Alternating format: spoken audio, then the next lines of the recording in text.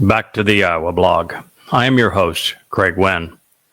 After just completing a series of programs on my favorite topics, the covenant and the story of the Messiah and Son of God, Daud, and his beautiful and inspiring, enlightening Mizmor Psalms, we're now turning to my least favorite subject.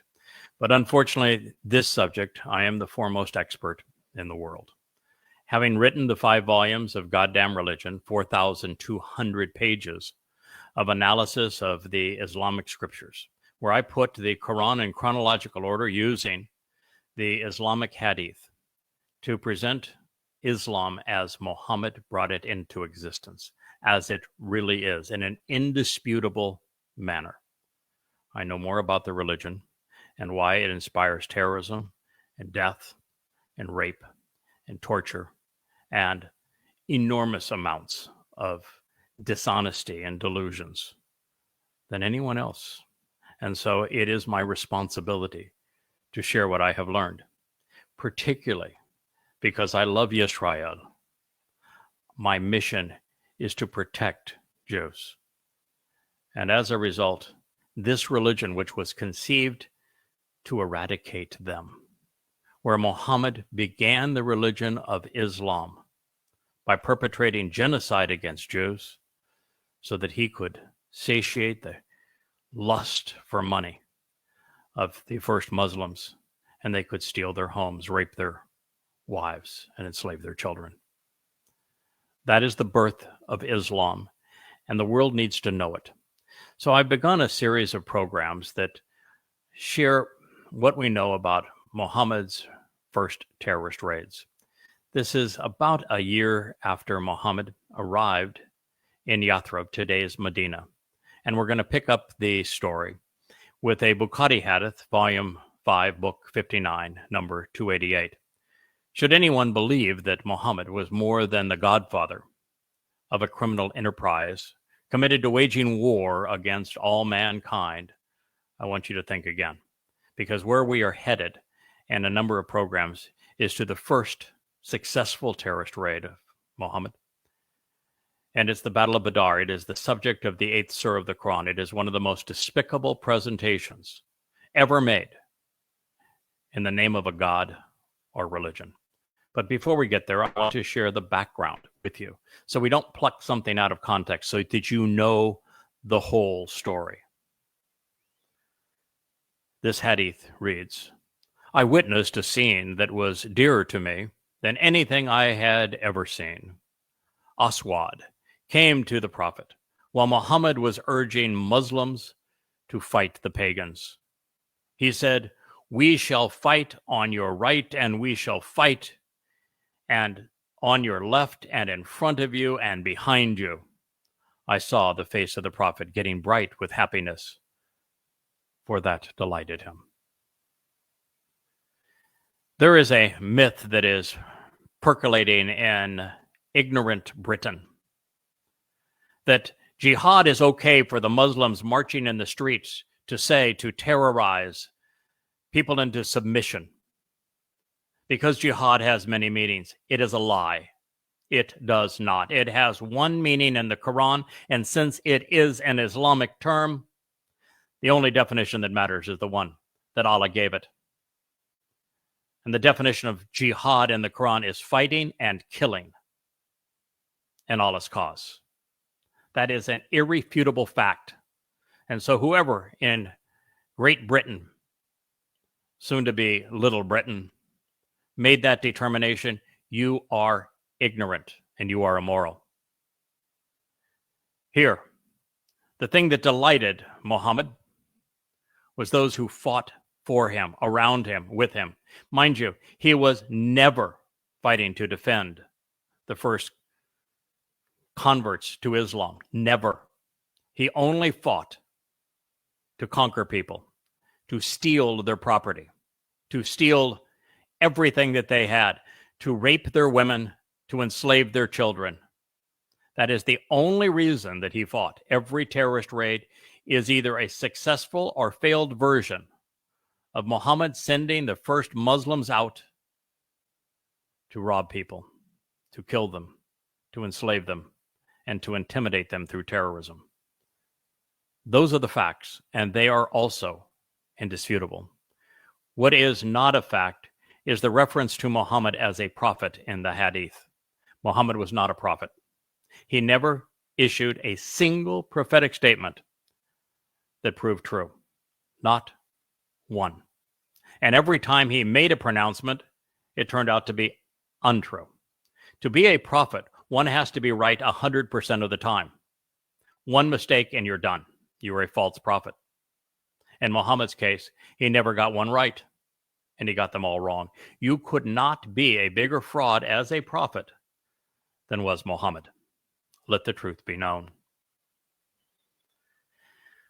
Now, I doubt that there were many like him, men who claimed to speak for God, who were delighted in slaughtering estranged family and friends, which is the pagans that he was referring to. They were his own kin. So why even pretend that the man who chose terror over religion was a prophet? Even if he got one right, which he didn't. Even if he got them all right, which he didn't. Why pretend that he was a prophet when all he cared about was terrorizing his own kin, the people who were part of his community?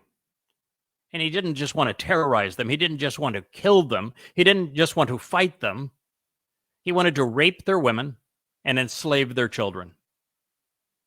And he did so over and over again. Now, religions have different means to achieve sainthood, although none quite like Islam, where the raiders, as the most beloved Muslims, Bukhari, Volume 5, Book 59, number 290. The believers who did not join the Ghazwa and those who fought are not equal in reward. Did you hear that? The Islamic Hadith. This is the second most important book in Islam, the collection of Hadith by Bukhari. They are essentially the essence of Islam, because without Bukhari's Hadith and Ishaq's Hadith, as well as Tabari's, there is no example of Muhammad to follow. There is no way to actually be a Muslim without these Hadith. And every one of the Hadith is consistent with the message in the Quran. And in this case, what they just said, if you are a good Muslim, a rewarded Muslim, you are a fighter. And we're not talking about fighting for justice. We're talking about fighting with weapons to kill. And if you are a bad Muslim, then you are peaceful. It is possible to be a good person and be a Muslim, but only if you are a really lousy Muslim. Otherwise, all good Muslims are terrorists. That is the message of the Quran and Hadith, and they are irrefutable as it relates to Islam. This was so thoughtful and pragmatic. I'm surprised it wasn't elevated to the sixth pillar of Islam, Bukhari, Book 5, Volume 5, Book 59, number 320. Allah's apostle said, when your enemy comes near, shoot them, but use your arrows sparingly so they're not wasted. Oh, he was a pragmatic killer. We don't want to waste our arrows. Use them sparingly. And wait until your enemy. Now, the enemy here happens to be their fathers, their sons, their mothers, their daughters. It's the very people that they grew up with that they have now turned against. Yes, Muslims were very, very adept at killing people before they turned on infidels. It was the double whammy, if you will, of Islam. They kill so that Allah can torture. Bukhari, Volume 5, Book 59, number 401. Allah's wrath became severe on anyone the Prophet killed in Allah's cause. You hear that? According to Islam, according to Allah, according to Muhammad, anyone that a Muslim kills, Allah tortures. That means all of the girls that the Muslims of 10/7 raped all of the children that they tortured. Allah joins them. Allah is going to torture them too. Can you imagine a God being that despicable? Do you imagine a terrorist, sadistic God? Well, if you can, then you know Allah. While the terrorist raids were hardly inspiring, religious symbolism and rewards were used to solicit and motivate the new combatants. Bukhari, Volume 5, Book 59, number 456. Muhammad led the fear prayer with one batch of his army, while the other batch faced the enemy again. The enemy is defined as the people he grew up with. They are the Quraysh. That is who he was hunting at this point. They were his family. They were his warriors' family. They turned on them first. Why? Because of two reasons. One is they knew Muhammad best, and they knew that he was a fool, that he was demon-possessed. They knew that he was lying and that he was a reprehensible terrorist. And their claims permeate the Quran from beginning to end. It's the single most repeated argument in the Quran. Is the people that knew Muhammad best, far better than anyone today, accused him of being a demon-possessed, lying, deadly, plagiarizing fraud. He wanted them dead for that reason. The second reason he wanted them dead, because he wanted to steal their property, and he wanted to steal their religious scam. The religious scam that was Islam existed hundreds of years before Muhammad. The Quran makes it very clear, as does the Hadith. Muhammad simply incorporated the pagan religious scam of his ancestors into the new Islam. That's the truth as well.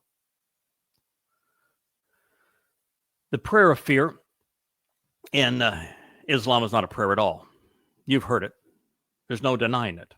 The prayer of fear is defined as Allahu Akbar. Muslims say it anytime a person is being harassed or tortured or abused by a Muslim. They screamed Allahu Akbar as they hauled dead, bludgeoned, kicked, raped Jews into Gaza on 10/7. They scream Allahu Akbar before they commit any terrorist act. That is the prayer of fear. It is designed to do the same thing that all of their marches are doing in the streets of Europe and the United States. The same thing that their riots on college campuses are doing.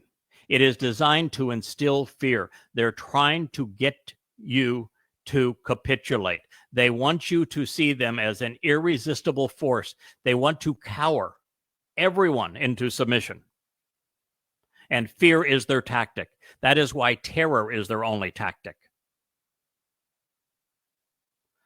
Allahu Akbar. Allahu is one of the three names that are used to describe Allah in the Quran. Allahu, Allah, Allahi. It means for him. Islam was only for Allah because Allah is Satan and he wanted to be worshipped as God.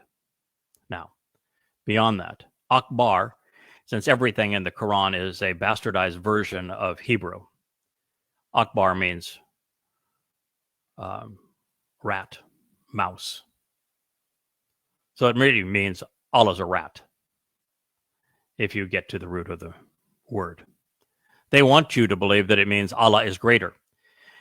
Now, progressives in the media will tell you that Allahu Akbar means God is great. They're lying to you. Deliberately, purposefully misleading you. Because they want to put all religious people in the same basket and pretend that their gods are all the same. Allah is a very peculiar God, unlike any other that religion has ever fabricated. He is especially cruel. He spends all of his time in hell, just as he insinuated in that prior verse. Every reference to him in the Quran, he is in hell torturing people, ripping off their skin, pouring boiling water down their throats, burning them on a rotisserie, replacing their skin when it becomes so singed that they can't feel pain anymore so they can continue to feel that pain. And everyone who does not capitulate to him is going to be treated by Allah in that way, should he be real. Unfortunately for us, he is not. Unfortunately, Muslims don't know that. The fact of the matter is, the reason that Allahu Akbar was coined is its purpose is to say that Allah is greater than Yahweh, the God of the Jews, the only God that exists. It is Satan's wish. If you read Yeshaya Isaiah 14, you will meet Allah. As a matter of fact, Allah's name is even given. Halal. You may say, well, that's not Allah's name. Oh, yes, it is. What is the name of the mosque in Mecca? Yes, Allah is named right there. And it says that he is despicable and that his quest is to rise above the Almighty. He is the God of religion. And he just takes the mask off in Islam, showing his true nature. So, Allahu Akbar, never forget it, means Allah. Well, in Hebrew, it means Allah's a rat. And the Muslim mindset, it means Allah is greater. It doesn't mean he's great. It means he's greater. And it is actually an impossibility in Islam because Allah claims to be the one and only God. He says there's no other God but him. And yet, he's greater. How can he be greater if there's only one? I mean, it's the whole thing is just screwed up. But Muhammad wasn't very bright. Allah wasn't very bright either. And the people who believe them aren't very bright, which is how the religion continues to exist. Yes, the prayer of fear is Allahu Akbar. Allahu is greater. It is the religion's most renowned slogan. It is its signature. It is a terrorist calling card. And in Islam, jihad and Allahu Akbar are inseparable. Maybe you tell that to the Brits. Maybe they'll have a better understanding of what jihad means. Maybe they'll even understand why jihad is the core of mujahid, which is an Islamic warrior. Liars revel in accomplices, even if contrived. So Bukhari, Volume 5, Book 59, number 330. The prophet said, "This is Gabriel, holding the head of his horse, equipped with arms for the battle." No. I probably am the first person to actually identify Gabriel. It's Gabriel in Hebrew. Again, everything in the Quran is ripped off from Hebrew. Arabic is just bastardized Hebrew. Gabriel means God's most courageous and competent man. It's the most competent and capable man of God. Gabriel is from Gabor, and Gabor speaks of a man. Gabriel is not an angel. Gabriel is not a malak. Gabriel, when he is presented in Daniel, is Dod. Dod, David, is God's most competent and capable man. It is Dod, the prophet, the king, the Messiah, who came into Babel to meet with Daniel to tell us what he was going to accomplish. It is a prophecy that I cover many times in the Yahweh branded series of books. I hope you'll read it because it is one of the most profoundly important prophecies ever presented. But that is all that is known of Gabriel. And it is clearly Dod, but ripping off everything that belongs to the Jews, just like Christianity did before them. There is this pretense that Gabriel was somehow a Muslim warrior that came down riding his horses, that he had swords ready for the battle. He had dust in his teeth. He was chomping at the bit to kill Jews. And that he gave Mohhammed the Quran recitals. It is a complete lie. It is the corruption of the single most important man in human history, our Savior, our King, our Messiah, the very Son of God. Gabriel is God's most courageous and competent man. He is therefore Dod. So all of this was absolute rubbish, and Muhammad knew it. He was lying through his ugly, rotten teeth. As I shared, this name is derived from the book of Daniel, where Gabriel was identified as a man. And matter of fact, each time that Gabriel visited with Daniel, the first thing he said is, "This man came to me." This man that I'm calling Gabriel, God's most competent and courageous man. Not only does the title mean man of God, but he introduced him as a man. And that's all the reference we have to Gabriel. If you think otherwise, you have been deceived. This notion that Gabriel appeared to a mythical Mary about the birth of Jesus is just one lie piled on top of another. Because people are gullible. It's horrendous. Stupid. He's a man. He's not an angel, or more correctly, he was not presented as a malak spiritual messenger, even though, this name, it's a compound of Gibor, strong man, Gibor, competent and courageous male, and El, God. I mean, it doesn't get any easier than this. Take a little bit of time and do your homework. Look at the words. I mean, I'm here trying to educate the world, not only on who Yahweh is and what he's offering, so I can awaken Yisrael so that they can come home, but also to spare the world of this plague of Islam so that you're not victimized by it. And I've done the work for you. All you have to do now is read. I explain it all. No one else has ever done this, and it's my gift to you. All of it is free. I'm sharing right now from Volume 3 of Goddamn Religion. Go to goddamnreligion.org. It's on the bookshelf. It is entirely and completely free. This happens to be one of many books. This is the hardback form. That also comes in a paperback form. It's 5 volumes based entirely on the Islamic scriptures. Everything I say in it is either true because it is based entirely on the Islamic scriptures, or there's no basis to the Islamic scriptures and Islam isn't true. Therefore, Gabriel is one of God's many titles, along with firstborn son, chosen one, shepherd, Messiah, Savior, and King. The reason that Mohmmad lied about him is because the Christians in Petra, which is where he grew up, discounted the non-prophet's claims to be anything of any substance. And of course, he even claimed that he was more important than their Iusu Christus. There were many, many Christians who resettled in Petra after the earthquake destroyed its water systems, and it was a hideout from the Romans, because the Romans abandoned the place. And Mohmmad claimed that he was better than Iusus Christus. He used the name Isus, which is a transliteration of Esau, the person that God hated. But then again, Mohmmad wasn't very good with names or history or truth, for that matter. Since they believed, albeit wrongly, that the survival of a baby God was heralded by Gabriel's angelic vision, they surmised that Mohmmad couldn't be his equal without similar pronouncements, so Mohmmad made them up.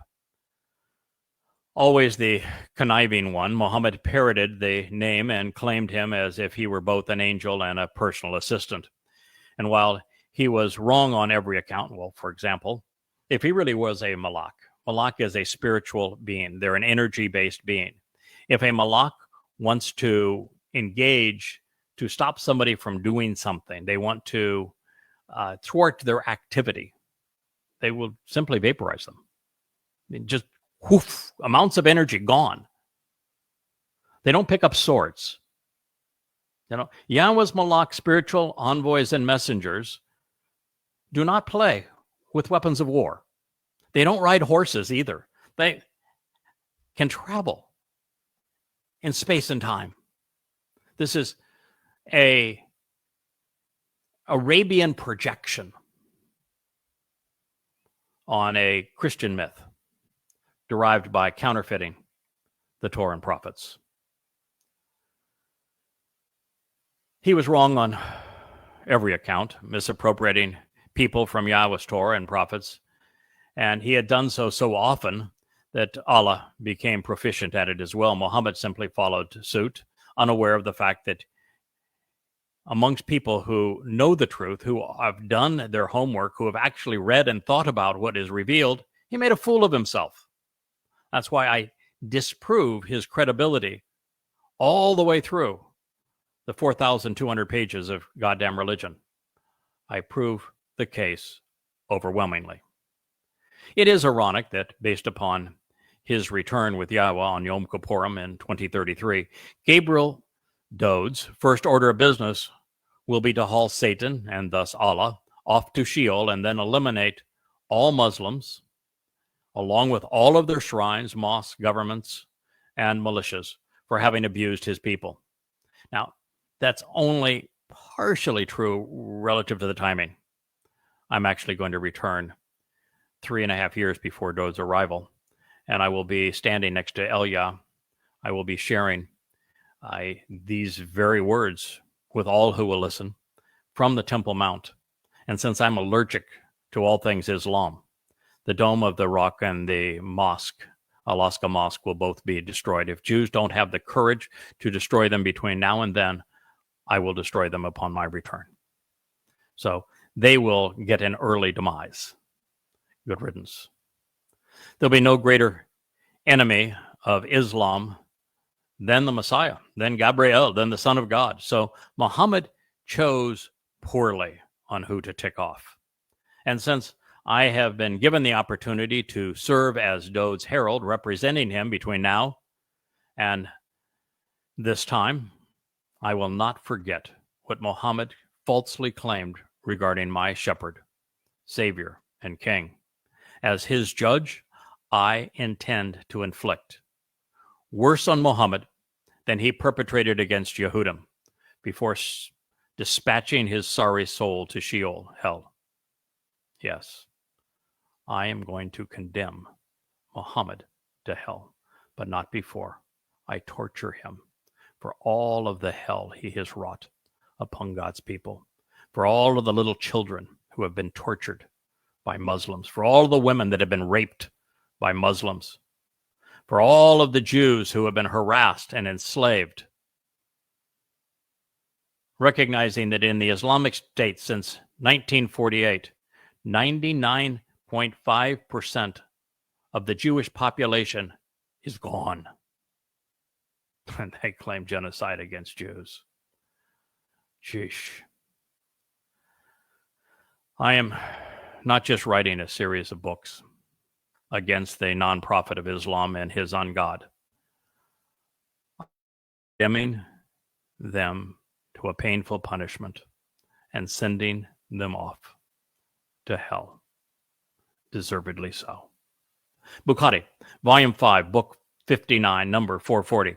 Allah's apostle used to say, none has the right to be worshipped except Allah alone, because he honored his warriors and he made his messenger victorious. He defeated the infidels and their clans, so there is nothing left. Did you listen to that?